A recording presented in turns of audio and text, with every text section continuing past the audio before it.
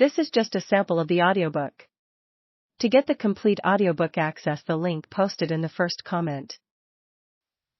Without realizing it, of course, this attitude is the exact right way to start out in the world of comedy. Expect nothing, accept anything. I had only ever tried to make my friends laugh. That wasn't that easy. How in the world do you make people that don't even know you laugh? In the last laugh, I read about a joke Jimmy Walker did at Catch a Rising Star one night. How great is that name for a nightclub of new comedians, by the way? Still the best name I've ever heard, and still the coolest club I ever walked into.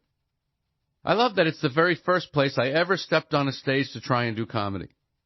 Anyway, Jimmy Walker's joke was that it was raining so hard in New York that night, he just saw Superman getting into a cab. I thought that joke was so simple but so funny. How do you think of something like that? It just seemed like a miracle to me. I still don't know exactly for sure where jokes come from. I think it's from some emotional cocktail of boredom, aggression, intense visual acuity, and a kind of silly putty of the mind that enables you to reform what you see into what you want it to be. I was a very, very nervous performer when I first began going on stage. But I was encouraged by my Queens College friends Jesse Michnick, Joe Bacino, and Mike Costanza. I'm still grateful to those guys. I was not a naturally outgoing person or really even attention-seeking in my normal personality. My favorite thing was to whisper something funny in class to the kid next to me and crack him up so he got in trouble. I tried being in a couple of plays in high school and college, but unless the part was all comedy, I couldn't stay interested in the scenes. I was also reprimanded several times for trying to make a part funny that wasn't supposed to be. Loved doing that.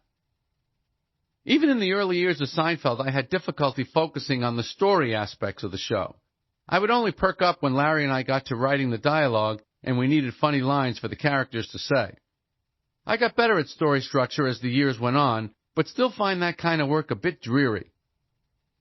But at 20 years old, when I walked into the Manhattan comedy clubs for the first time, every neuron in my little brain just lit up. I felt like I had finally found my home on planet Earth. And it wasn't just that I could now immerse myself in the art of comedy, it was also the world of comedians that I was suddenly in. I have many great friends who are actors, writers, and artists of various kinds. But when I'm in the company of other stand-up comedians, I feel like I'm rolling around in a litter of puppies. To this day, I feel the same excitement when I walk into a comedy club, and I have to say, part of it is also this feeling that wherever comedians are working, it is a place of battle. I am totally in love with the very clear winning and losing outcome that a stand-up set can have. In some ways, it's more sports than theater, really. This might work tonight, and it might not. The real problem of stand-up, of course, is that you must constantly justify why you are the only one talking while a room full of people sit quietly. And in the beginning, to just put yourself into what is, let's face it, that fairly untenable position, you have to love it badly, madly, maybe even sadly. Getting live laughs is a druggy kind of lifestyle. Adrenaline, dopamine, oxytocin. The drugstore of the brain does not ask if you have a prescription. It's like those yogurt places where they let you pull the handle yourself. Oxytocin is sometimes known as the love drug because the brain releases it when it receives positive social and/or amorous stimulation. And let me tell you, when you're on a stage all by yourself under a hot light with a hot mic and those laughs are crashing down around you, it's a strong, pure hit of every addiction you've ever wanted. When I was young, I was obsessed with race car driving, big wave surfing, skydiving, and really fast motorcycles. 1 year into doing stand-up comedy, I lost interest in all of it. I learned very quickly that stand-up comedy survival has a lot to do with how much and how good your material is. I never met a stand-up who wasn't funny at all, but for the most part, it was the people who killed themselves to keep coming up with great new material who were able to keep rising through the many levels. And whenever I came up with a funny bit, whether it happened on a stage in a conversation or working it out on my preferred canvas, the big yellow legal pad, I kept it in one of those old school accordion folders.